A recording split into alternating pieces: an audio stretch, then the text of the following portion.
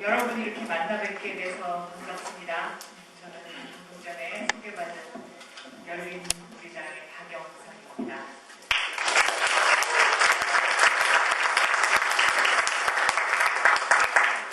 저는 여기 서대문구 연희동 모래매 이쪽 지역에 한 40년 이상 살았기 때문에 연세대학교가 굉장히 친숙합니다. 네.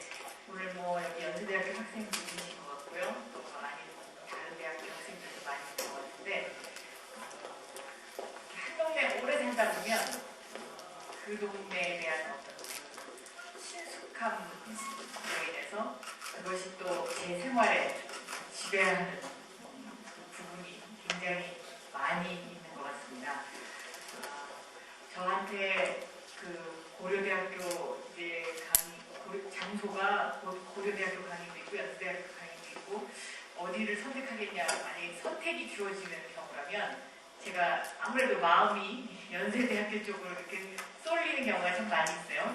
근데 연대생들이 몇 분이나 되세요? 연대생도 있어요. 네. 근데 그건 어쩔 수 없는 것 같아요. 왜냐면 제가 이 지역에만 한 2년쯤 살았어요. 그래서 이제 그 연세대학교가 그 담이 없었을 시절부터 이렇게 다 기억을 하고 있거든요. 제가 오늘 여러분에게 그 해드릴 이야기는요. 제가 정치권에 와서 보니까요. 요즘 제가 이제 과연 리더십이란 무엇이냐 라는 부분에 대해서 많은 생각을 하게 되는데 저는 흔히들 이제 정치인이라고 하면 권력을 갖게 된다고들 많이들 이야기를 해요. 그래서 글쎄 얼마만큼 권력이 주어지는지는 저 스스로도 아직 잘 모르겠지만 총리, 장관, 또 국회의원 다 이제 흔히들 이야기하는데 권력 집단이라고들 이야기하죠. 그럼 이 권력이라는 것이 과연 무엇이냐 라고 저 스스로한테 물어봤을 때 저는 권력은 곧 설득이다 라고 그렇게 말씀을 드리고 싶어요. 그러면 이 권력이 가질 수 있는 가장 큰 힘은 설득이고 권력은 곧 설득인데 그럼 이 설득은 곧 무엇이냐? 설득이 다시 말해서 이제 리더십으로 형성이 된다고 제가 이렇게 결론을 먼저 말씀을 드리겠습니다. 그러니까 오늘 제가 말씀드린 그 강의의 제목은요. 권력은 설득이고 설득은 리더십입니다. 대학생이 되셨으니까 그러면 리더십을 어떻게 만들고 또 자기 스스로 가꾸어 가야 될 것이냐 이 부분에 대해서 한 번쯤은 생각해 보셔야 되고요. 또 이제 앞으로 사회 진출을 앞두고 있기 때문에 반드시 자기 스스로 자신의 리더십에 대해서 한번 생각을 해볼 필요가 있다고 여겨집니다. 리더십이라는 것의 종류를 여러 가지로 나눌 수가 있죠. 그러니까 예를 들면 성장 과정을 통해서 한번 쉽게 설명을 해보도록 하겠습니다. 초등학교 시절의 리더십 형성이 어떻게 되는 것이냐 우리 한번 돌이켜보자고요. 여러분하고 저하고 사실 좀 유식한 말로는 제너레이션 갭이 좀 있고 제 마음은 사실 그렇지 않은데 이제 나이를 따지면 그렇죠. 제너레이션 갭이 있고 또 그래서 같은 추억을 갖고 있는지는 모르겠지만 초등학교 시절의 리더십은 그 저학년이었을 경우에는 힘이 세거나 저 아이가 내가 뭐라고 하면 나를 때린다. 그랬을 때 굉장히 기분은 나빴지만 그 힘이 센 아이에 의해서 강제적으로 이제 어떤 리더십이 형성될 수도 있고요. 또 하나는 축구를 했는데 혹은 농구를 했는데 아니면 동네에서 제기차기를 했는데 딱지치기를 했는데 그 아이가 그것을 잘한다. 그랬을 때 그 아이를 중심으로 뭔가 하나의 그 리더십이 형성됩니다. 그러니까 우리는 그거를 이제 흔히들 옛날에는 골목대장이라고 표현을 했는데요. 그 골목대장이라는 것 자체가 하나의 리더십이죠. 작은 규모의 사회에서 봤을 때. 그러다가 이제 그런 순수한 어떤 그 리더십에서 초등학교에서 조금 고학년이 되면은 이제 아는 것이 많은 아이. 그러니까 예를 들어서 그 아이가 책을 많이 읽어서 그럴 수도 있고요. 또 아니면 뭐 집안에 형제가 많거나 누나가 있거나 해서 뭐 주워 들은 게 많아서 그러고 뭔가를 뭐가 던져졌을 때 남들보다 조금 많이 해야 그러면 아예 아니야 그건 이거야. 뭐 예를 들면 뭐 어쩌고 했는데 자야자야 손들어하고 일어나서 얘기하고 사실 그게 그 당시에는 본인이 스스로 흥미가 있어서 뭐 가꿔질 수도 있지만 주변에 의해서 영향을 많이 받죠. 그래서 뭔가 조금 아는 것이 많다고 여겨졌을 때 그때 또 하나의 그 리더십이 형성이 돼요. 4, 5, 6학년, 5학년으로 가면.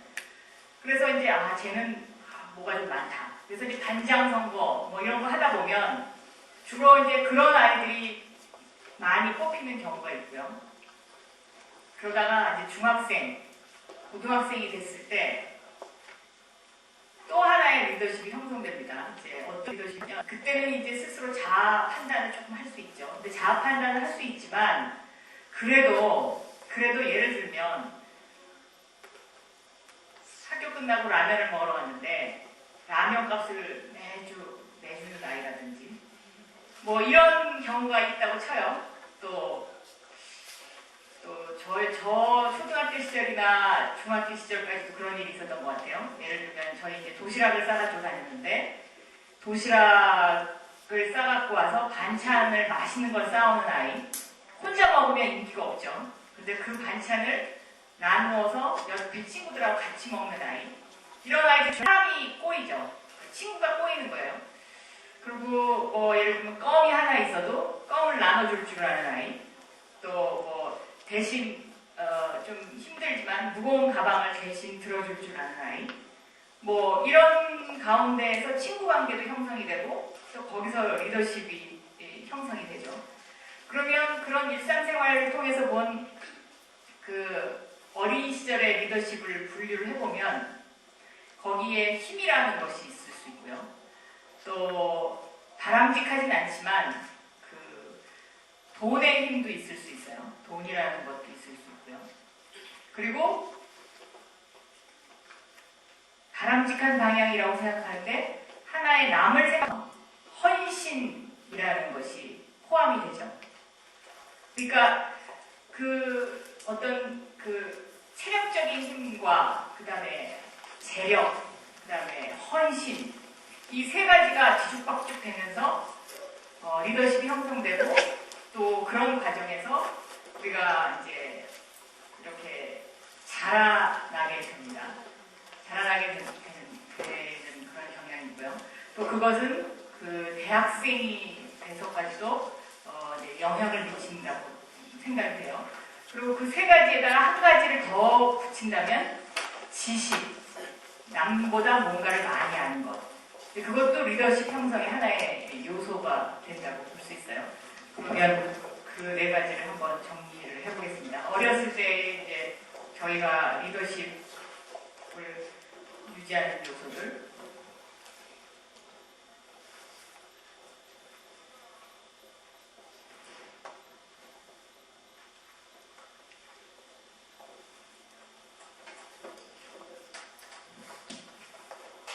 여기에 동의하시나요? 그럴 것 같아요? 네. 이제 이러면서 이제 대학생이 됐어요. 이제 대학생이 되면 힘만 갖고 또 누가 나를 뭐 어떤 돈 몇 푼어치로 도와준다고 해서 또 단순하게 뭐 헌신만 한다고 해서 또 남보다 뭐 조금 뭘 좀 아는 게 많다고 해서 그래가지고 이제부터는 리더십이 형성이 되지 않는 시기가 됐다 싶어요. 그럼 이제부터 뭔가 자기 자신의 리더십을 어떻게 꾸려가야 되는지 이 부분에 대해서 이제 고민을 하게 되는데요. 정치권도 저는 마찬가지라고 생각합니다. 그러니까 정치권도요. 17대 국회가 되기 전까지 조금 더 세분화해서 말하면 그 열린우리당의 탄생과 정치개혁이라는 것은 한 바퀴로 굴러갈 수밖에 없는 부분인데 그 선거에 있어서 남에게 그 불필요한 돈을 받았을 때 50배 과태료를 무는 그 법이 통과된 정치개혁은 과거에 영국이나 미국이 했던 200년 걸렸던 일을 단숨에 이제 해치우게 되는 거예요. 그래서 그 열린우리당의 탄생이 갖고 있는 의미는 정치권과 그 주변에 있는 그 세력들에 있어서의 투명성 그리고 정치개혁 이 부분은 그 열린우리당이 지금까지 했던 일 중에 그 하나의 어떤 업적을 남긴 부분이라고 이제 저는 이야기할 수 있다고 생각하는데요. 그런 17대 국회가 탄생되기 전까지 16대 국회에서의 정치권에서의 리더십은 그럼 과연 무엇이 작용했느냐 이거 한번 꼭 되짚어 볼 필요가 있습니다. 그 당시에는 공천이라는 것을 그 당의 총재가 갖고 있었죠. 그러니까 우리나라 3김을 대표하는 김영삼, 김대중, 김종필 이 세 사람이 오랫동안 군림할 수 있었던 하나의 크다란 원천 중에 하나는 국회의원 공천권을 갖고 있었다는 거예요. 근데 이 공천권이라는 것 뒤에는 반드시 정치 자금이라는 것이 도사리고 있었어요.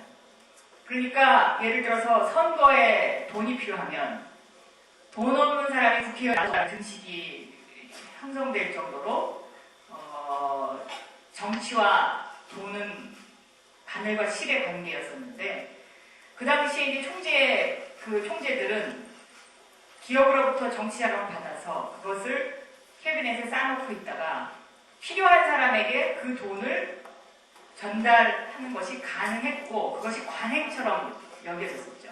그럼으로 인해서 공천을 못 받으면 국회의원에 당선될 수 없기 때문에 이 수직적 리더십이 아주 쉽게 형성이 됐다고 볼 수 있어요. 물론 그분들이 살아온 어떤 인생 역정이라든가 그분들의 가치 철학이라든가 이런 것도 굉장히 중요한 요소 중에 하나지만 그거와 거의 비등하게 그런 공천권과 정치자금의 관계라는 것을 무시할 수 없는 시대가 17대 이전의 우리나라의 정치권이었다는 거죠. 그런데 17대 국회가 탄생하면서 우리나라는 정치권이 수직적 리더십에서 수평적 리더십으로 완전히 탈바꿈하게 됩니다. 다시 말하면 이 정치자금법이 개선이 되면서 공천 제도도 바뀌었어요.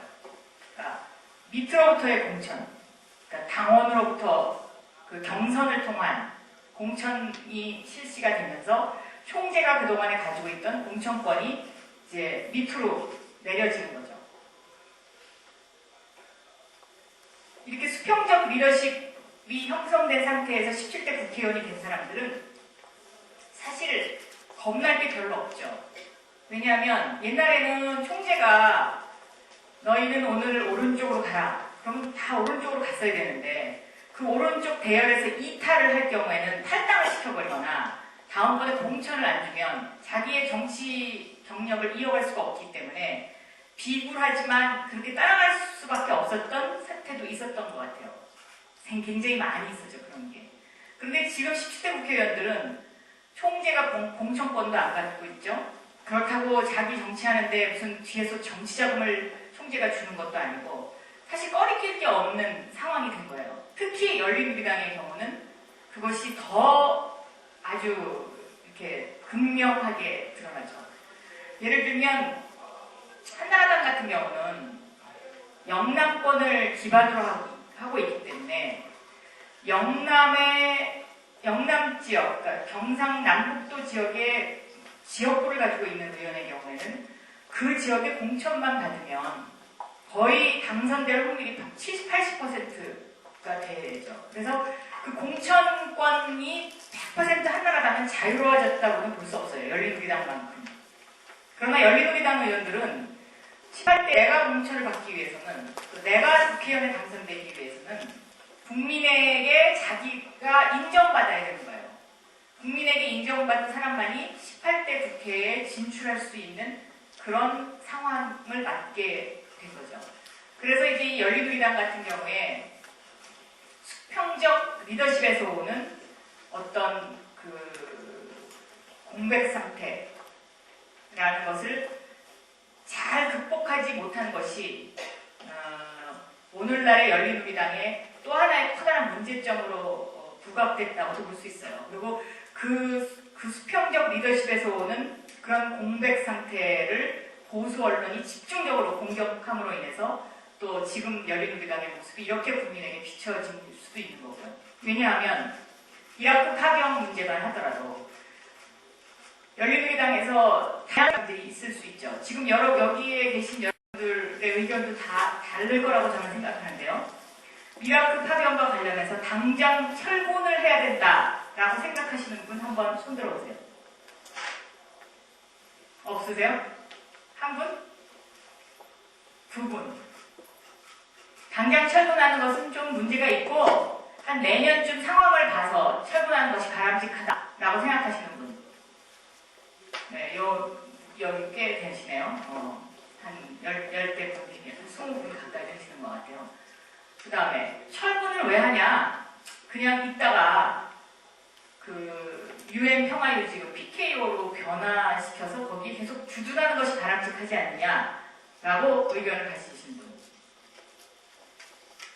네, 한 분 이렇게 있는데, 그러면 지금 제가 이 세 가지 어젠다를 던졌는데 두 번째 어젠다에 동의하시는 분들이 지금 가장 다수예요. 그러면 그 다수의 의원들이 그런 생각을 하고 있지만 첫 번째나 세 번째 생각을 하는 사람들이 자유롭게 자기 의사를 개진할 수 있죠. 뭐 기자를 만나서 할 수도 있고 어디 세미나에 가서 얘기할 수도 있고 아니면 국회 5분 발언을 통해서 뭐 얘기할 수도 있고 저는 의견 개진을 할 수 있다고 봐요. 그런데 그런 의견 개진 자체를 열린우리당은 항상 백가쟁명, 그 다음에 의견이 통일 안 되는 당이라는 시각에서 바라보기 시작하면서 계속 기사를 쓰기 시작하면 국민들은 아 그런가 보다 그렇게 생각하지 아니다. 다수의 의원들은 그게 아니고 일부 의원들이 그렇게 얘기하는 것이라고 국민들은 잘 알지 못하죠. 왜냐하면 언론이라는 것도 하나의 그 창을 통해서 또 국민에게 전달되는 것이기 때문에 한 번 편집 과정을 거치잖아요. 그리고 그 편집 과정 속에는 기자의 생각도 스며들 수 있는 거고요. 또 편집 데스크의 생각도 스며들 수 있는 거고 제목을 어떻게 뽑느냐에 따라서 기사와 내용이 전혀 따라갈 수도 있는 거고요. 그렇기 때문에 그런 과정이 3년 동안 계속 반복되면서 결국 열린우리당이 국민들에게는 말만 많고 별로 하는 것도 없고 이제 무능한 정당이라고 이렇게 인식된 것이 아닌가라고 저는 생각을 해요. 근데 결국 이것도 다시 말하면 열린우리당을 끌어가는 어떤 리더십에 한계가 있었던 것은 아닌지라고 제가 스스로 반성을 합니다. 왜냐하면 그만큼 국민을 설득할 수 있는 노력을 우리가 과연 후회 없이 했느냐라는 부분이죠. 제가 처음에 권력은 설득이다라고 말을 했을 때 열린우리당이라는 당 자체가 갖고 있는 힘이 있었다면 그것을 국민들한테 설득하고 동의를 구하는 노력, 그것을 끊임없이 정말 진심으로 계속해서 해야 되는 것이 아니었느냐라고 생각합니다. 다시 조금 정치권 얘기가 아니고 가정으로 돌아갔을 때요. 가정에서 보통 우리가 어머니, 아버지의 이야기를 듣습니다. 그리고 어머니, 아버지가 어떤 나하고 아주 다른 생각에 부딪혔을 때도 어머니, 아버지가 반대하면 마음에 걸리게 되고요. 그리고 어머니, 아버지 말이라면 자식으로서 가능한 들어드리려고 노력을 하죠, 일반적으로. 그럼 그런 것이 왜 형성이 되겠는가? 라고 한번 생각해 보세요. 첫째, 어머니, 아버지는 자식을 아무런 조건 없이 키웁니다. 거기에는 헌신이라는 것이 포함되어 있어요. 또 어머니, 아버지는 나를 지켜주는 하나의 울타리예요. 그것은 저기서 말하는 힘의 논리, 또 재력의 논리 이런 거하고도 연관 지어질 수 있죠. 또 어머니 아버지는 어렸을 때 나를 어떠한 사람으로 만드느냐의 방향타 역할을 많이 하죠. 그러니까 이 아이가 미술에 재질이 있구나, 내 아이가 음악에 재질이 있구나 라는 것을 엄마가 발견하지 않으면 그런 재능을 타고났더라도 거기서 어떤 뭐 세계적인 스타가 되기가 굉장히 힘든 경우가 많죠. 그것은 곧 다시 말하면 아까 분류한 네 번째 지식 부분에 속하는 것일 수도 있어요. 지시라는 것 곧 통찰력과 연관되는 부분이니까. 보통 다 세계적인 스타의 뒤에는 강한 어머니가 있었다라고 얘기합니다. 얼마 전에 피겨스케이팅에서 금메달을 받았던 김현아 선수도 그렇고요.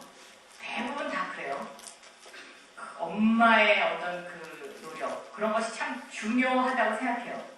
그러나 이제 그것도 하나의 자기를 형성하는 요소고요. 또 그것을 얼마나 부모의 그런 헌신적인 노력을 얼마나 받아들일 수 있느냐, 나 스스로가 받아들일 수 있느냐, 그것이 이제 그릇의 문제인데요. 그때부터는 이제 얼만큼 그 떡잎이 커다란 나무로 자라나느냐의 문제는 이제 내가 얼만큼 그것을 받아들이느냐의 문제인 것 같아요. 저도 돌이켜보면 저희 어머니가 저를 4살 때부터 그 당시에는 이제 유치원을 다닌다는 것은 굉장히 부잣집 아이들이 다니는 곳이었어요. 유치원. 학교 들어가기 전에 유치원을 다닌다는 것은. 그래서 저희 어머니는 저를 유치원 보낼 형편은 저희 집에 안 됐고, 그래서 유치원 말고 보낼 수 있는 데가 어딘가 하고 어머니가 막 이리저리 찾아보셔가지고 저를 어딜 보냈냐면 KBS 중앙방송국 애기노래회라는 데를 보냈어요. 근데 그때 KBS 중앙방송국 애기노래회는 이제 수업료도 없고요. 매일 2시간씩 가서 이제 노래를 배워가지고 그것을 라디오 방송이나 텔레비전 방송에 나와서 애기들이 왜 막 노래하는 거 있잖아요. 그걸 하는 데였는데 그것을 저희 어머니가 그런 데를 찾았다는 것도 저한테는 행운이었을 거고, 제가 4살부터 6살까지 2년 동안 매일매일 똑같은 일을 끊임없이 반복적으로 똑같은 일을 꾸준히 했다는 것도 저한테 하나의 훈련이었던 것 같아요. 그러니까 뭔가를 끈질기게 해야 된다는 거. 그리고 또 하나는 그 당시에는 녹음시설이 이제 발달된 시절이 아니었거든요. 그때가 1964년부터 66년까지 제가 2년 동안 다녔는데 전부 생방송이었어요.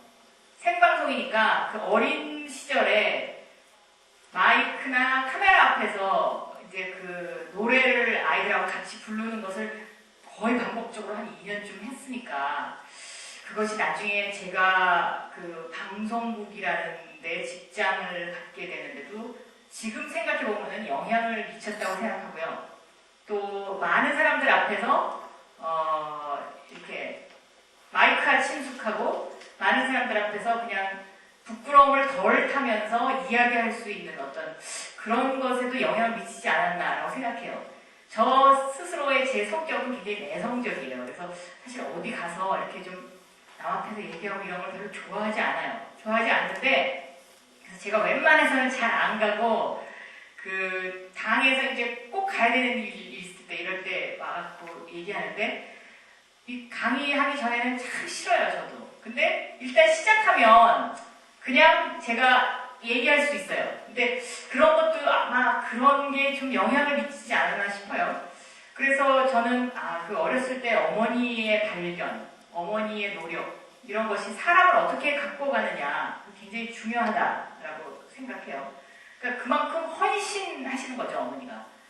헌신하시는 거니까 그런 어머니에게 지금 어머니가 예를 들면 저한테 전화 걸어서 뭐 어쩌고저쩌고 좀 이거 좀 하지 마라 이랬을 때 제가 감히 거역하기가 참 힘들죠. 근데 거역할 수 없는 힘은 어머니가 저를 헌신적으로 키웠기 때문에 그것이 저에게 주는 하나의 그런 어떤 영향력이라고 저는 생각을 해요. 그러면 지금 제가 한 이야기들은 다 리더십을 구성하는 하나의 요소라고 생각하기 때문에 여러분에게 그렇게 이야기를 한 것인데요. 그러면 지금부터 내가 리더십을 어떻게 가꾸어 나갈 것이냐, 자기가 노력해야 된다고 생각해요. 저는 열린우리당에서도 열린우리당 지도부가 많이 바뀌었어요. 당의장이 여러 번 바뀌었습니다. 예를 들어서 정동영 의장, 신기남 의장, 또 문희상 의장, 뭐 이런 분들을 제가 옆에서 가까이서 많이 봤는데, 그분들이 풍기는 어떤 느낌, 또 그분들이 풍기는 이미지, 그분들이 풍기는 리더십의 형태가 다 달라요. 어떤 분은 순간의 정확한 판단을 통해서 리더십을 형성하는 분이 있고요. 또 어떤 분은 아주 따뜻한 마음을 가짐으로써, 이제 그게 그 따뜻한 마음을 가짐으로써 상대방으로 하여금 거역하지 못하게 하는 그런 분위기를 조성해서 리더십을 형성하는 분도 있고요. 어떤 분은 아주 헌신하죠. 아침에 일찍 나오고, 또 다른 의원들보다 뭔가를 더 열심히 하고, 또 다른 의원들이 미안하게끔 만드는 거예요. 그래서 할 수 없이 따라오게. 그런 헌신, 그것도 굉장한 리더십이에요. 그러니까 예를 들어서 당 의장이 매일 새벽 5시 반에 당에 나와가지고 어디 뭐 난복이니 부가연동이니 해가지고 그 산골짜기에 힘들게 살아가는 분들을 매일매일 방문하면 국회의원들이 그 새벽 5시 반에 거기 따라다니고 싶은 사람이 몇 명이나 되겠어요. 그런데 처음에는 별로 호응도가 없었다가 당장에 매일 그런 행보를 보이면 나중에는 싫어도 갈 수밖에 없죠. 그리고 또 그렇게 한두 번 다니다 보면 거기서 느끼는 기쁨 같은 게 생기잖아요. 아침에 청소하시는 분들 가서 격려하고 뭐 이러다 보면 그렇게 해서 리더십이 형성되는 것 같아요. 또 하나는 위기가 닥쳤을 때 우왕좌왕하게 되면 리더십이 형성되지 않더라고요. 주변의 얘기를 아주 정중하게 진실하게 다 들은 다음에 이 방향이다 라고 딱 깃발을 세우고 일단 정해졌으면 끝까지 가는 거죠. 그랬을 때 리더십이 또 형성되는 것 같아요. 다음에 또 하나의 제가 옆에서 본 리더십은, 예를 들어서 제가 어떤 사안에 대해서 굉장히 당의장과 다른 생각을 하고 있어요. 그러면 우리는 흔히 친구들하고 사이에서도 아유 쟤는 나하고 생각이 달라. 그리고 그러고서 간두가 안 봐요 서로. 그다음에 뭐 떡볶이 먹으러 갈 때도 부르지도 않고. 그러다 보면 이제 영원히 서로 완전히 다른 행보를 하게 되죠. 그런데 그럴 때 초기에 내가 그 친구를 찾아가는 거예요. 당의장이 그 생각이 다른 국회의원을 만나는 거예요. 만나서 안무개 의원, 내가 당신 의견을 충분히 이해하지만 지금 상황이 이러하기 때문에 정말 어쩔 수 없다. 이번 한 번만 좀 나를 따라달라 라고 아주 간곡하게 절박하게 얘기하면 대부분 80%의 사람들이 거기서 마음이 흔들려요. 그것이 곧 설득이죠. 설득. 그러니까 당의장으로서 갖고 있는 어떤 자기가 갖고 있는 권력을 최대한 발휘하는 거죠. 그런 노력을 하는 당의장, 그렇게 해서 한 사람 한 사람을 포섭하기 시작해가지고 전체를 이끌어가는 모습, 그것이 또 하나의 리더십인 것 같아요. 근데 이 세 가지 종류 중에 그 어느 하나만 갖고 있는 것은 한계가 있더라고요. 그러니까 수평적 리더십 하에서의 그 리더십이라는 건 굉장히 힘이 든 것 같아요. 그러니까 민주주의라는 것이, 우리가 민주주의가 굉장히 좋다고 이야기하지만 그 민주주의를 지켜가기 위해서는 그만큼 노력이 필요한 거하고 똑같은 일이 아닌가 싶어요. 그러니까 그런 세 가지 요소를 다 가지고 있을 때만이 그 당이 제대로 가고 또 그 집단이 제대로 가죠.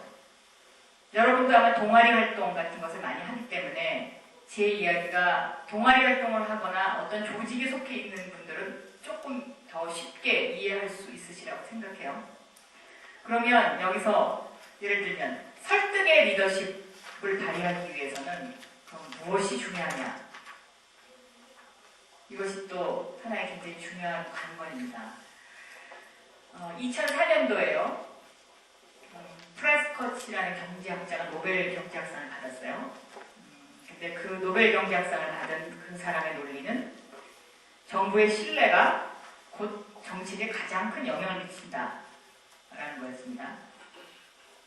어떤 사람을 우리가 신뢰한다. 그 사람 말이라면 진실할 거야. 그 사람 말이라면 아마 맞을 거야. 그 사람은 거짓말은 안 하는 사람이야. 라는 어떤 이미지가 형성돼 있다고 했을 때 그 신뢰로부터 설득은 시작된다고 저는 생각합니다. 그러니까 이 설득에 있어서 참 중요한 것이 바로 또 신뢰예요. 신뢰.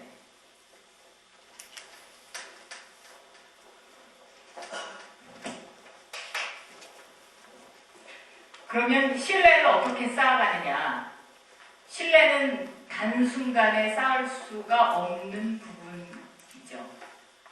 신용카드, 크레딧카드의 그 크레딧을 내가 받으려면 적어도 1년 정도의 어떤 신뢰를 쌓는 기간이 필요한 것처럼 이 인간과 인간 사이의 신뢰, 한 인간과 대중 사이의 신뢰는 적어도 제가 보기에는 아주 긴 세월이 필요한 것 같아요.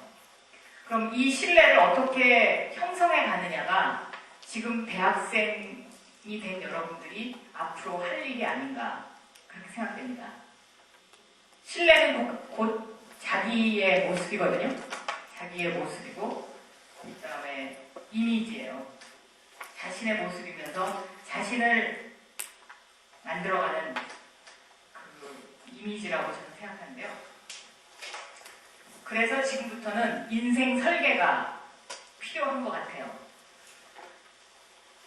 지금까지는 이것도 재미있고 저것도 재밌고 또 이런 일에도 흥미가 있고 저런 일에도 흥미가 있고 다 해봤지만 대학교 3학년, 3, 4학년이 됐을 때부터는 과연 내가 앞으로 내 인생을 어떻게 살아갈 것이냐, 나의 신뢰, 나의 크레딧을 무엇으로 만들어갈 것이냐 이걸 생각해야 된다고 생각합니다.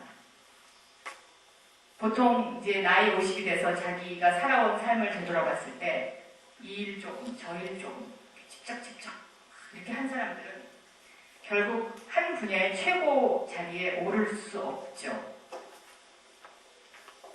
그러니까 자기가 자기 이미지를 스스로 만들고 자기가 보여주는 신뢰감을 만들기 위해서는 자기가 해야 될 일, 자기가 과연 좋아할 일이 무엇이냐에 대한 결정을 해야 되는 거예요.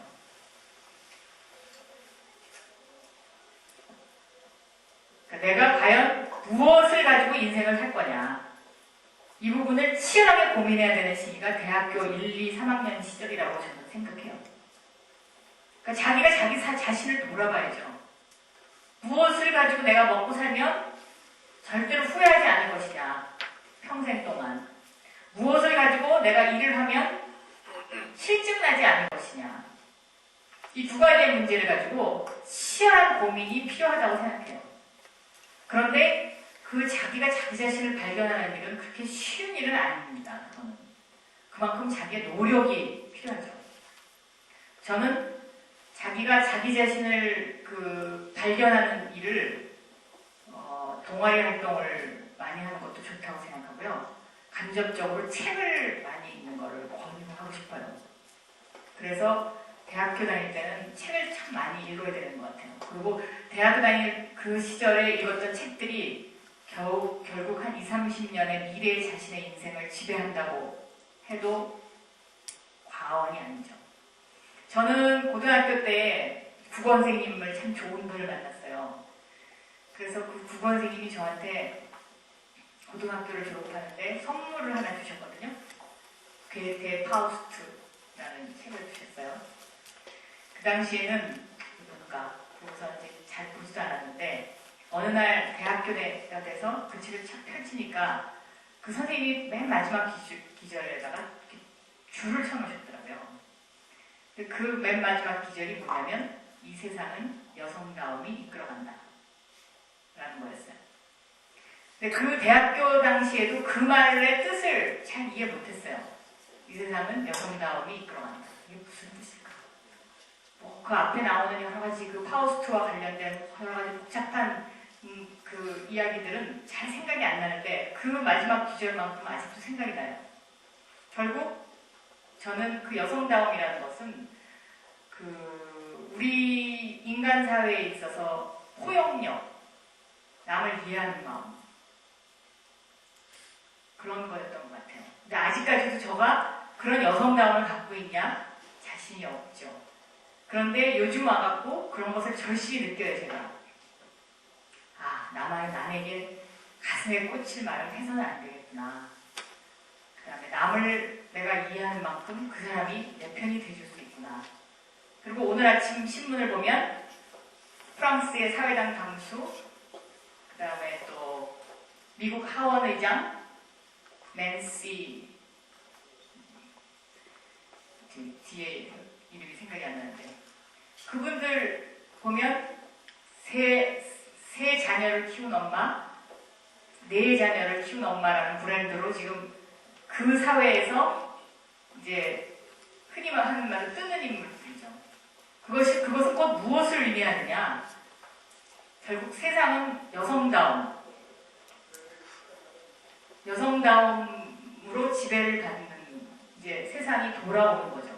그리고 그런 것을 끊임없이 갈망했던 것 같고, 그래서 게테라는 사람은 참 훌륭한 사람이구나. 그러니까 굉장히 오래된 사람이지만 그런 것을 통찰할 수 있는 그 직관력을 가지고 있는 사람이구나라는 생각을 하는데요. 얘기가 약간 옆으로 번졌습니다. 그러니까 그만큼 저는 자기 자신 스스로가 신뢰감을 쌓을 수 있도록 하나의 일에 매진하는 것이 참 중요하고 그것을 발견하는 것이 중요하다고 생각해요. 제가 모두에서 제가 이 동네에만 42년을 살았다고 얘기를 했는데요. 사실 제가 이 동네에만 42년 살았기 때문에 남들처럼 강남의 아파트를 갖지 못한 소외감을 요즘 느끼고 있기는 하지만, 그러나 제가 이 동네의 변천사를 한눈에 머릿속에 쭉 꿰고 있기 때문에 적어도 서대문구에 관한 이야기가 나오면 저는 항상 자신 있어요. 그러니까 그렇다고선 제 이야기가 어디 한 군데만 이렇게 살라 그런 뜻이 아니라 그만큼 일관성 있게 뭔가를 지속적으로 하는 것이 결국은 나중에 자기한테 굉장히 자기를 만들어 간다는 것이죠. 다시 말해서 우리나라 사람들의 예를 들면 또 오해의 소지가 있으니까 다른 나라 사람들의 예를 한번 들어보겠습니다.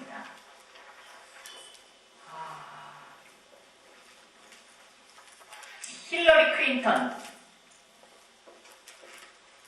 클린턴 그러면 미국 사람들은 굉장히 좋아하는 사람과 굉장히 싫어하는 사람 두 부류로 나누어진다고요. 왜냐? 그 사람은 굉장히 특색 있게 삶을 살았기 때문에 저는 그렇다고 생각해요. 그 사람이 변호사로서 또 퍼스트 레이디로서 그리고 지금 미국 상원의원으로서 지속적으로 진보적인 사고를 하면서 그 의료보험이라든가 사회개혁에 지속적인 관심을 가져왔죠. 보통 힐러리 클린턴 그러면은 우리나라도 그 보수층의 나이들을 별로 안 좋아하지만 뭔가 새로운 알에서 깨어나오고 싶다. 그 헬만헤스의 데미안에서 나오는 그 알에서 깨어나오는 것을 바라는 사람들한테는 그 사람은 뭔가 많은 것을 던지는 것 같아요. 예를 들면 퍼스트 레이디를 하면서 보통 영부인들이 하는 그런 어떤 그 차분한 내조의 모습을 보이지 않고 팔을 걷어붙이고 뭔가를 했어요.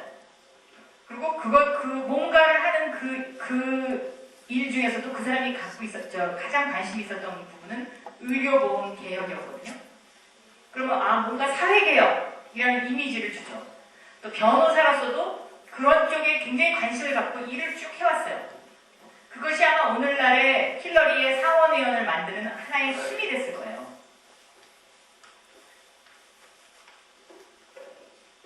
우리나라에서도 정치인 중에서 그런 사례를 찾을 수 있는 사람들이 굉장히 많아요.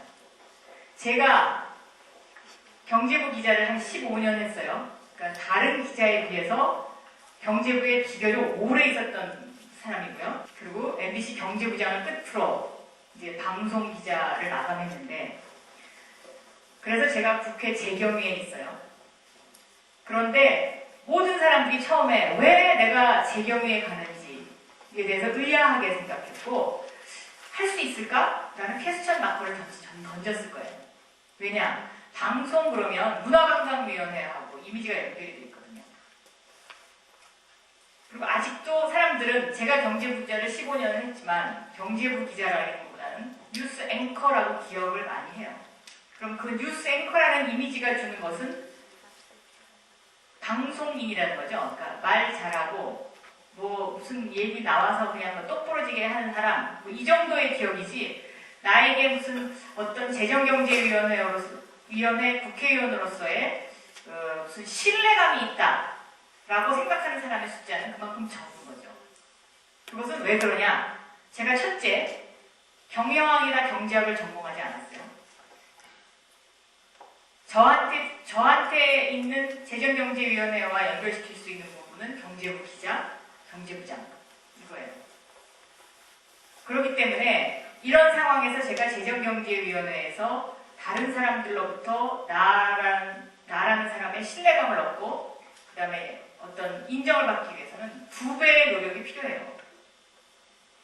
그러니까 여러분들이 대학교 시절에 자기의 좌표를 아주 심사숙고해서 절박감 속에서 굉장히 고민해서 좌표 설정을 잘 해가지고 그 좌표에 맞는 경력을 쭉 갖고 나가는 것이 굉장히 중요하죠. 그런데 어느 날 갑자기 그 자기가 갖고 온 경력과 다르게 다른 분야로 그 방향 전환을 할 때는, 그때는 다른 사람보다 2배, 3배의 노력을 해야지만 자기를 인정받을 수 있다는 거예요. 그래서 저는 여러분들에게 지금부터 자기의 좌표를 정말 밤새 고민하고 며칠 동안 고민하고 내가 정말 좋아하는 것이 무엇이고 내가 어떻게 살아야 되는지에 대해서 고민을 하시고, 그 부분에 대한 책, 그거와 관련된 신문, 또 거기와 관련된 사이트 찾아보고 내가 정말 이거 맞는 것인지 하나씩 매일매일 조금씩 크레딧, 신뢰를 쌓으세요. 아무리 뛰어난 제주꾼도 매일매일 꾸준히 하는 사람은 당해내지 못하는 것 같아요. 결국은 매일매일 노력하는 자가 최후의 승자라는 것이 또 저의 신념이에요. 다시 말해서 토끼와 거북이의 경쟁에 있어서 거북이가 최후의 승자가 되는 거죠. 자꾸 두드려야 되죠. 빗물이 돌을 뚫듯이 두드리면 문이 열리고, 그 문이 열릴 때 내가 이 세상에 태어나서 내가 해야 될 일에 대한 가치를 느끼면서 인생의 희열을 느낄 수 있는 것이 아니냐. 지금 여러분한테는 참 중요한 시간인 것 같아요. 대학생이라는 거 굉장히 좋은 시간이죠. 제가 얼마 전에 일본 출장을 갔다가 20몇 년 만에 친구를 만났어요. 친구를 만났는데 그 친구를 만나니까 다시 대학생 때 생각했던 그 시절의 마음으로 돌아가더라고요. 그리고 그날 밤에 제가 거기 일본 출장에서 만나고 그 친구를 만나고 나서 20몇 년 동안의 그 지나왔던 시절을 한번 생각해봤어요. 저 친구와 헤어지고 나서 다시 지금의 나를 돌아봤을 때 과연 나는 그동안은 어떻게 사는 것일까?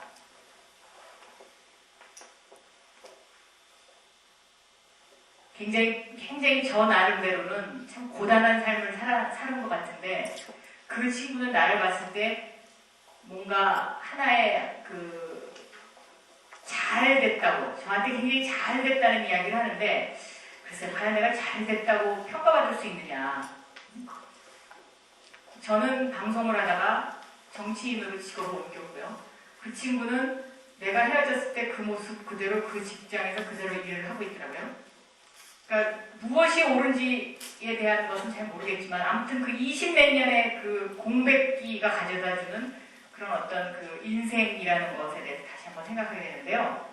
여러분도 오늘을 기억하시고 그 다음에 오늘부터라도 자기 자신을 돌아보고 내가 앞으로 나를 어떻게 크레딧을 쌓고 신뢰감을 다른 사람에게 줄 것이냐 이 문제를 한번 생각해 보시고 자기의 좌표를 설정하고 한 20년 후에 한번 돌아보세요. 그래서 내가 과연 바른 길을 가고 있느냐. 그러니까 이 신뢰라는 거는 곧 다시 권력과 통하죠. 예를 들면 대통령. 대통령이 이렇게 얘기했는데 우리가 일반적으로 대통령이 얘기하면 수긍해왔던 것이 또 우리의 그런 거죠. 예를 들면 연세대학교 총장이 이렇게 얘기했는데 서울대학교 총장이 이렇게 얘기했는데 교수님이 이렇게 얘기했는데 그 교수님의 강의를 통해서 내가 그 1시간 동안 교수님의 강의에 집중할 수밖에 없는 거는 그 교수님이 그 분야에 있어서는 나보다 적어도 나은 크레딧을 갖고 있기 때문에 그런 거죠. 내가 그 교수님을 신뢰하기 때문에. 물론 아닌 경우도 있죠. 그러니까 그 강의의 집중력이 얼만큼 있느냐 없느냐는 내가 그 교수님에 대한 신뢰감하고 상당히 영향이 있죠. 그럼 그 교수님이 학생들한테 그런 신뢰감을 주기 위해서 얼만큼 노력했느냐. 얼만큼 그 교수님의 인생 속에서 진실이 담겨있고 그 다음에 새로운 정보가 담겨있느냐. 이것이 그 교수님과 나와의 관계에 있어서의 신뢰죠. 신뢰. 놀 때는 열심히 놀고 치열하게 고민하고 그리고 나 스스로를 만들어가는 작업. 이것이 참 중요하다는 것이 저의 얘기입니다. 그러니까 다시 말해서 지금 이 권력이라는 거, 그러니까 권력이라는 것은 그렇게 대단하게 생각할 필요도 없는 것 같아요. 그러니까 예를 들면 교수님과 나와의 관계를 생각해도 쉽게 등식이 형성이 되죠. 일단은 제가 교수님과 나와의 관계는 수직 관계니까요. 그럼 교수님이 권력을 갖고 있는데 그 권력은 교수님의 강의에 의해서 나오는 거죠. 설득. 내가 거기 교수님 강의에 설득당하지 않아서 나는 그 강의를 들을 이유가 없고 그 교수님을 존경할 이유가 없는 거예요. 그럼 그 설득은 어디서 오는 것이냐? 교수님과 나와의 관계에서 신뢰에서 오는 거고요. 결국 거기서 리더십이라는 게 형성되죠. 그러니까 신뢰를 많이 받는 교수님에게는 그만큼 커다란 리더십이 생기는 거예요. 그만큼 많은 권력이 생기는 거죠. 학생들을 좌지우지할 수 있는. 제 강의는 여기서 마치겠습니다. 감사합니다.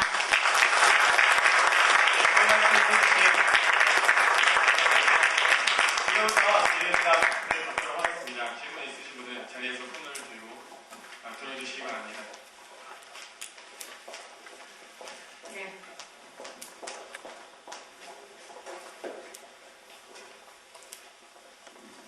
성신여대 재학 중인 이민영입니다.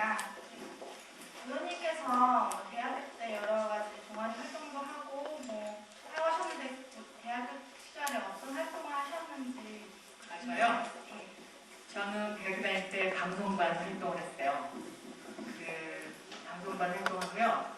그 다음에 또 하나 활동을 했는데 퐁퐁 사중창단이라고 해가지고요. 사중창단 활동을 했는데 그 사중창단이 대학가요제에 나가서 본선에도 진출한 적이 있어요.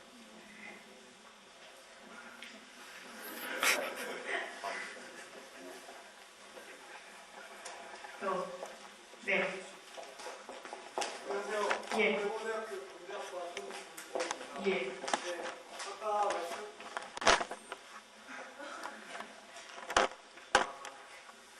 아까 말씀하신 거 결론적으로 요약해보면 설득은 신뢰에서 온다고 하셨는데 리더십도 물론 신뢰에서 파생된다고 하셨고요.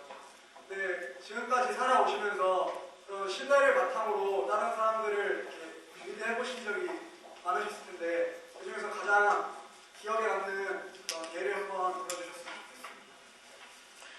좋겠습니다. 제가 이제 뉴스 앵커를 시작할 때요. 흔히 이제 제가 83년부터 뉴스 앵커를 시작했는데 1983년 그 당시에는 보통 아나운서들이 뉴스를 했을 때예요. 그러니까 다른 사람이 써준 기사를 이제 읽는 거죠. 그런 시절이었는데 저에게는 어떤 기회가 주어졌냐면 기자로서 현장 취재를 할 수 있는 기회가 주어졌어요. 그래서 제가 그 뉴스 앵커를 하면서 동시에 그 문화부 기자로서 그 문화의 현장을 취재하는 것이 같이 보도가 나간 적이 많이 있었어요. 근데 그것이 제가 보기에는 한 1, 2년 정도 지나면서 저에 대한 신뢰감으로 변한 것 같아요. 그러니까 일반 시청자들이 박영선 그러면 뉴스를 읽는 사람 그게 아니고 자기의 생각을 이야기하는 사람 이렇게 변화하기 시작하면서 뉴스 앵커로서 제가 자리 잡을 수 있는 가장 큰 하나의 밑거름이 되지 않았나 싶거든요. 그러니까 시청자들은 쟤는 항상 현장을 가서 눈으로 확인하고 그것을 글로 써서 보도하는 사람이니까 뭔가 저 사람이 얘기하는 이야기는 좀 더 믿을만하다. 신뢰감이 있다. 라고 보는 것 같아요. 그거는 방송사에서도 보면은요, 미국의 그 뉴스 앵커들, 지금은 이제 그 프라임 타임 뉴스 앵커의 어떤 그 권위와 이런 것이 좀 많이 바뀌긴 했습니다만은, 미국의 뉴스 앵커들은 대부분 다 현장 기자 출신들이죠. 그리고 그 뉴스 앵커들의 신뢰를 한층 더 이제 두텁게 해주기 위해서 방송사 측에서 직접 나가서 인터뷰하는 프로그램을 만들어서 같이 방송하잖아요. 그게 일종의 그런 그 뉴스 시청자와의 신뢰감을 형성하는 부분인데요. 저도 저한테는 그런 기회가 많이 주어졌다는 것이 저한테 굉장히 큰 행운이었던 것 같아요. 그러니까 직접 취재 현장을 뛸 수 있었다는 거, 그리고 제가 어느 정도 뉴스 앵커로서 사람들로부터 신뢰를 받기 시작할 무렵에 제가 단독적으로 인터뷰 프로그램을 할 수 있었다는 거. 그래서 많은 사람을 만날 수 있었고 그 사람들하고 직접 대화를 함으로써 그것을 사람들한테 전달하는 거. 그런 것들이 그 신뢰감하고 형성이 된 굉장히 저한테는 좋은 예라고 볼 수가 있습니다. 예. 네, 안녕하세요. 예, 안녕하세요. 저는 국민대학교 정치외교학과 원혜입니다. 실질적인 예까지 들어주신 강연이 너무 귀를 솔깃하게 만들었는데요. 강연 도중에 말씀해주신 여성스러움이라는 게 있었는데 그 여성스러움이 리더십과 어떻게 관련이 맺어서 실질적으로 그런 예가 있는지 궁금해서 질문드립니다. 저는 한명숙 총리의 리더십은 바로 그 괴테 파우스트에 나오는 여성스러움에서 비롯된다고 저는 믿고 있어요. 그러니까 여성스러움이 세상을 지배한다. 그 한명숙 총리를 통해서 저는 배우는 점이 많이 있는데요. 그분 절대 화를 내지 않아요. 무슨 일이 있을 때. 그리고 항상 웃으시죠. 근데 그냥 해프게 웃는 게 아니고 굉장히 그 뭔가 사람들한테 기분 좋게 웃으시면서 남의 이야기를 잘 경청하고 하시거든요. 수첩에 메모하고. 그러고서는 뭔가 이야기를 또박또박 하시는데요. 그것은 곧 다시 말하면 남성이 가질 수 없는 포용력이죠. 여성만이 가질 수 있는 어떤 포용력. 그런 포용력 속에서 저는 리더십이 발휘됐다고 생각하고요.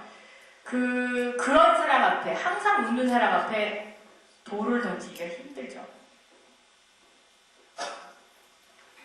네.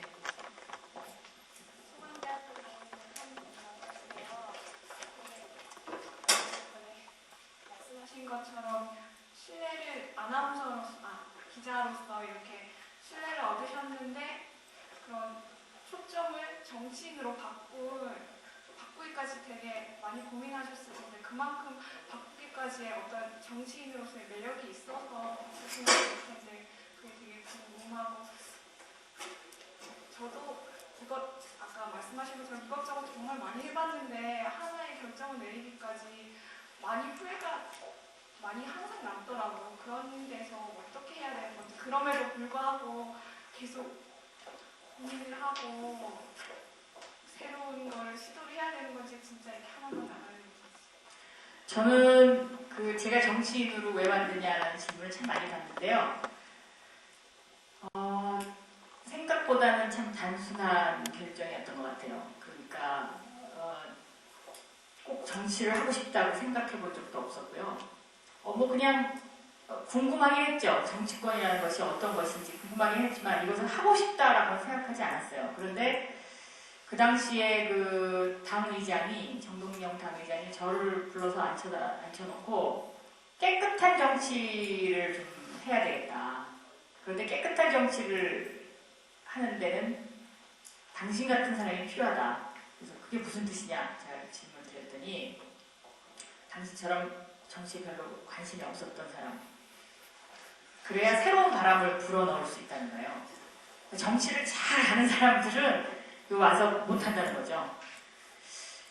그 말이 저한테 굉장히 큰 메아리가 됐던 것 같아요. 그러니까는 어떻게 생각했냐면 그러고서 제가 고민을 하고 있으니까 우리 애기 아빠가 그러더라고요.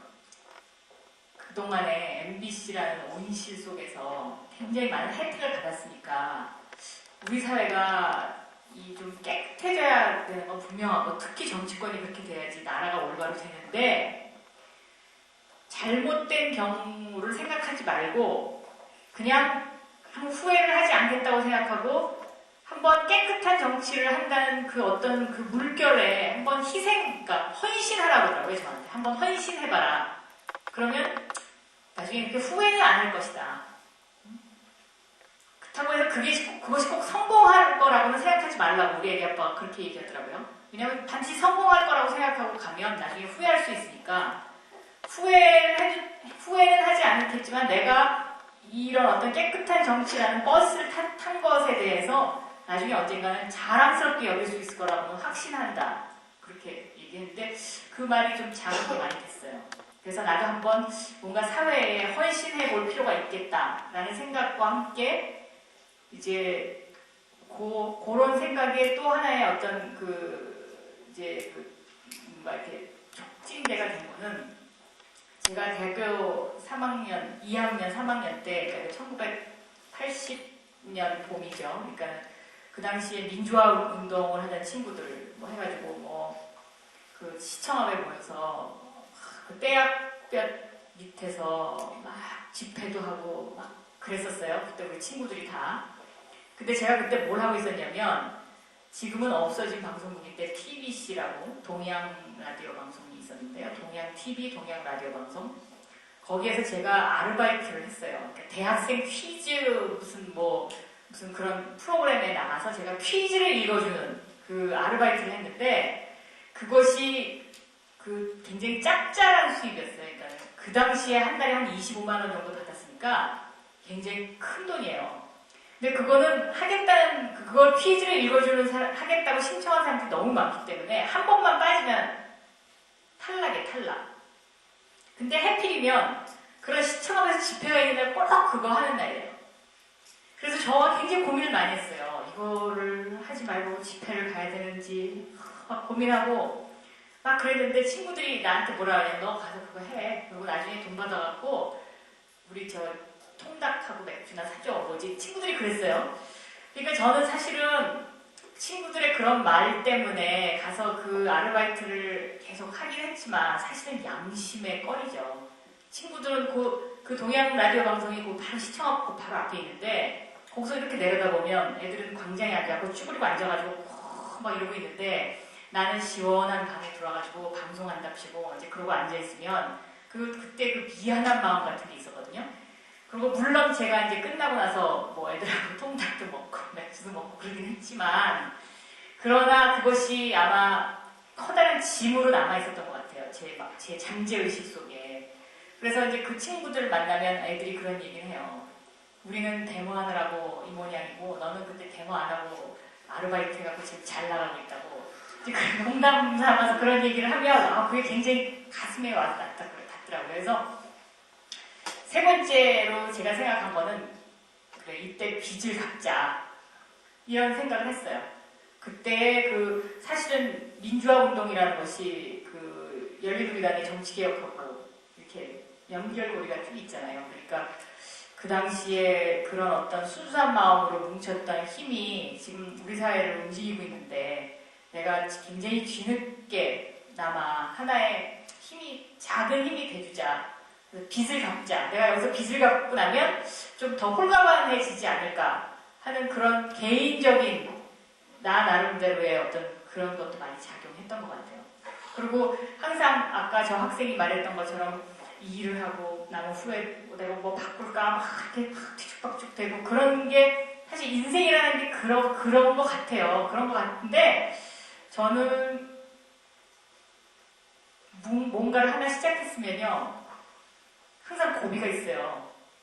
그러니까 예를 들면 제가 지금도 후회하는 거는 그 우리 어머니가 저를 피아노를 가르쳤는데 제가 바이엘 학원까지 치고 나서 정말 안 가겠다고 그러더래요. 피아노 거기를 안 가겠다. 그래서 우리 어머니가 하지 마라 그랬대요. 근데 지금 그게 굉장히 후회돼요. 왜냐면 한 체르니 몇 번까지 좀 쳤으면 이렇게 악보도 안 보고 지금 멋있게 피아노를 칠 수 있을 텐데 그냥 지금도 떠듬떠듬 치거든요. 피아노를. 그래서 그때 내가 어렸을 때 그걸 왜 안 했지? 이렇게 이런 후회가 돼요. 여러분도 지금 그런 것들이 있을 거예요. 근데 그때 이제 어머니가 그거를 좀 더 이렇게 나를 설득했으면 내가 갈 수도 있었죠. 그런 것처럼 모든 일에 다 고비가 있는 것 같아요. 저도 MBC 82년도에 입사했는데 3년 다니고 나니까 물론 그 당시에는 전두환 대통령 시절이어서 그런 것도 있었지만 그때는 검열을 했어요. 기사 자체를. 그리고 빨간 거 글씨를 이렇게 써가지고 이 보도는 못 나간다. 뭐 이렇게 하고 좀 분위기가 굉장히 숨막히고 그런 것도 있었지만 3년 지나고 나니까 이거 내가 제대로 직업을 선택한 건가? 하는 후회가 들더라고요. 근데 그때 탈출구가 뭐였냐면 제가 미국 가서 연수를 받을 수 있었어요. 그래서 85년도에 제가 이제 미국을 갔거든요. 그러니까는 그때 만약에 저한테 그런 기회가 주어지지 않았으면 제가 계속 뭐 기자 생활을 했을지도 참 의문이에요. 그리고 MBC 계속 다녔을지도 좀 의문이긴 하고요. 또 미국의 보이스 오브 아메리카라는 곳이 이제 그때 연수를 갔는데 거기서 2년 동안 지나고 나서 본인이 희망하고 또 내 상사가 원하면 거기서 영주권을 받아가지고 미국에 영원히 살 수 있는 그런 기회도 있었어요. 근데 그 당시에는 한국 상황이 굉장히 암울했기 때문에 보통 미국에 유학 가는 사람들이 한국에 잘 안 돌아오고 그러던 시절이어가지고 다들 저더러 가지 말라 그랬어요. 그냥 여기서 그냥 이거 하고 살으라고. 그랬는데 저도 마음의 갈등을 겪었죠. 마음의 갈등을 겪었는데 제가 한국으로 그냥 모든 걸 박차고 돌아올 수 있었던 힘은 뭐였냐면 그 당시 MBC의 저 보도국장, 제 선배가 딱 뭐라고 저한테 전화가 왔냐면 내가 MBC에 휴직을 낸 여성 직원 중에 첫 번째 사람이라는 거예요. 그런데 그 휴직 낸 사람이 안 돌아오면 다음번의 사람은 휴직을 받아줄 수가 없다는 거죠. 그 당시 상황은 결혼하고 그만둬야 되는 상황 그런 거였거든요. 여자 직원들에 대해서는. 지금이야 뭐 그때 생각하면 굉장히 많이 좋아졌죠. 근데 그 전화를 딱 받고 나니까 이게 안 갈 수가 없겠더라고요. 그래서 제가 그냥 짐 싸가지고 바로 들었어요. 그러니까는 어떤 그런 저한테 주어졌던 의무감, 이제 이런 것들이 하나의 길을 계속 한 우물을 팔 수 있었던 그 고비고비마다 이제 그런 게 있죠. 근데 그 고비고비를 어떻게 넘기느냐, 그것도 굉장히 중요하고요. 또 일이 잘 안 풀리는 경우가 굉장히 많죠. 그럴 때는 와신상담이라는 네 글자를 저는 참 좋아하는데, 예를 들어서 남보다 1.5배 점프하기 위해서 딱 웅크리고 있는 거죠. 준비하는 거예요. 다음 나에게 돌아올 기회를 내가 100% 활용하기 위해서. 그러니까 그 기회라는 거는 준비하는 사람한테 더 많이 찾아온다고 저는 생각해요. 내가 뭔가를 하고 싶다라는 생각을 하고 그것을 준비하고 있으면 반드시 기회가 오죠. 근데 그 기회를 잡는 사람과 못 잡는 사람의 차이는 준비를 얼마나 했느냐의 차이예요. 준비되어 있으면 그 기회를 바로 잡을 수 있죠. 근데 준비되어 있지 않으면 그 기회를 잡기가 굉장히 힘들어요. 저도 힘들었던 시절들이 있었어요. 그러니까 예를 들어서 MBC를 들어가기 전에 제가 KBS에 입사를 했었는데 81년도에 81년도에 KBS에 입사를 했는데 KBS는 지방 발령을 해요. 그러니까 예를 들면 100명을 뽑았으면 지금도 그런지는 모르겠지만 그 당시에는 100명을 뽑으면 50명 정도를 지방 발령을 내거든요. 지금 한나라당에 가 있는 전요 의원이 저하고 KBS 입사 동기생이에요. 근데 저가 춘천으로 발령이 났어요. 그다음에 그 당시에 그 전역 의원 청주인가 막 그렇게 발령이 났었어요. 근데 저희 아버지가 좀 완고한 편이셔가지고 춘천에 가서 살지를 못하고, 왜냐면 시집가지 않은 딸을 어떻게 내보내냐 뭐 이제 이렇게 생각하셔가지고 때려쳐라 그만둬라 막 이래가지고 또 어디 갈 데도 없고 그러니까 서울 춘천을 출퇴근을 했어요. 근데 지금 서울 춘천은 4차선 도로니까 강변도로를 따라서 다니기 때문에 하루에 한 번씩 버스가 강물에 빠져가지고 대형 사고가 나고 그러던 시절이었어요. 그리고 막 거의 총알 택시처럼 달려요, 버스가. 근데 새벽 4시에 일어나가지고 마장동 시외버스 터미널에 가서 5시 반에 시외버스를 타고 춘천에 도착하면 아침 8시. 그리고 거기서 근무하고 저녁 6시에 끝나서 집에 돌아오면 밤 10시. 저도 그렇게 한 10개월을 보낸 적이 있는데요. 그때 저가 굉장히 절박했던 것 같아요. 야, 이게 뭐 대학교 졸업하고 나니까 이거 완전 한대구나. 사회라는 것이 이런 거구나. 그래서 그 당시에 출퇴근을 하면서 그 경춘가도의 아름다움과 그 다음에 그런 것을 만끽하기도 했지만, 이 시간을 아침에 2-3시간, 오후에 2-3시간 합하면 한 5시간이잖아요. 이 5시간을 어떻게 보낼 거냐라는 문제를 갖고 했을 때, 그때 제가 영어 테이프를 들었어요. 영어 테이프를 들었는데, 그게 아마 그 후로 지금은 뭐 전부 다 영어를 너무나 잘하기 때문에 뭐 그렇게 공부해갖고는 되지 않지만, 그 당시에는 그래도 이렇게 영어를 이렇게 무슨 미국 사람 만나갖고 이렇게 뭐 몇 마디 할 수 있는 사람이라도 그 사람 참 잘한다 뭐 이런 시절이었으니까 영어 테이프를 이제 한 10개월 동안 계속 들은 거예요. 하루에 한 5시간씩. 그러면 이제 MBC에서 무슨 이렇게 인터뷰를 하다 보면 하는 수도 있잖아요. 그럼 가서 뭐 이렇게 인사 정도는 할 수 있는 거죠. 그럼 사람들이 야, 뭐 쟤는 영어도 잘하나 봐 뭐 이렇게 되는 거예요. 그러니까 그런 어떤 그 절박한 시간이 자기한테 참 필요해요. 그리고 그 절박한 시간 동안에 내가 어떻게 무엇을 준비해서 기다리느냐, 그것이 참 중요한 것 같아요. 그런 10개월 동안에 저한테 절박한 시간이 그 후에 찾아오는 나한테 많은 기회를 줬어요. 그래서 제가 LA 특파원도 나갈 수 있었고요. 그러니까 그런 기회들이 다 찾아오는 거예요. 근데 그게 준비되어 있지 않으면 찾아와도 찾아먹지를 못하죠. 그 차이인 것 같아요. 그러니까 예를 들어서 뭐 책을 읽어도 그냥 건성으로 읽는다기보다는 자기가 자기를 정립할 수 있도록 언더라인 하면서 어디 가서 이야기할 때 그런 이야기를 같이 할 수 있다면 참 더 좋은 거고요.